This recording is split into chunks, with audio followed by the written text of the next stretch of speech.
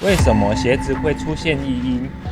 我们 Formula 提供足弓控制脚床设定与鞋垫可抽出，方便清洁。这样的设计能让穿着更舒适，清洁更方便。但在某些条件下，鞋壳与鞋垫之间可能会产生摩擦声，像是长时间穿着久后，或是鞋内潮湿、闷热、容易流脚汗、赤脚穿着时，鞋子承受较大重量压着时。所以鞋子遇到小异音，其实不用太担心。我教大家2个简单的方法。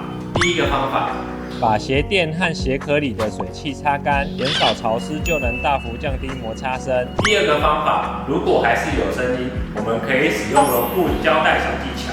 3个步骤就能改善。1. 准备绒布胶带。2. 抽出鞋垫。3. 将绒布胶带贴在鞋垫底部。再跟你们说保养的小建议。我们每回家后，将鞋垫取出透气，隔天上班前再放回，这样也能明显改善湿气，降低摩擦音。